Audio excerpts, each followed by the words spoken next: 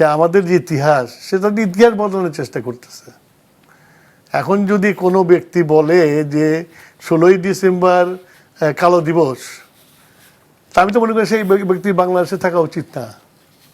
এবং সরকারকে আমি আহ্বান করব যে বাউল আবুলকে যদি গ্রেপ্তার করতে পারেন আপনারা ধর্মের বিরুদ্ধে কথা বলার জন্য, সে তো দেশের বিরুদ্ধে কথা বলছে, আমাদের গৌরবের বিরুদ্ধে কথা বলছে।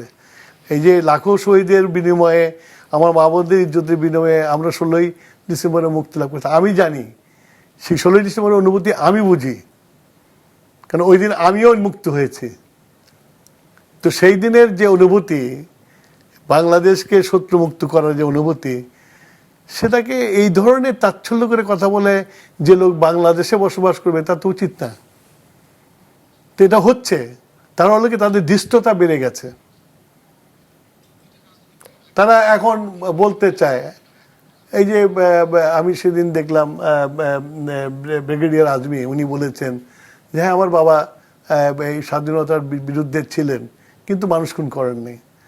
তো যখন এটা তো দুনিয়ার ডেমোক্রেসিতে নিয়ম হচ্ছিল যে মেজরিটিকে মেনে নেওয়া, যে যারা মেজরিটিকে মেনে নেয়নি তখন সারা দেশের মানুষ মুক্তিযুদ্ধের দিকে চলে গেছে।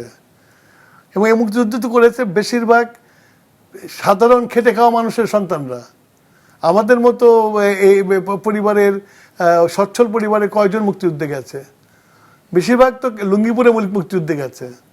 তো সেই খেটে খাওয়া মানুষের যুদ্ধকে কেউ অবজ্ঞা করবে, এটা মনে হয় যে একজন বাংলাদেশের নাগরিক হিসাবে এত বড় রক্তের ইতিহাসকে মানে কি বলবো যে অপমান করা।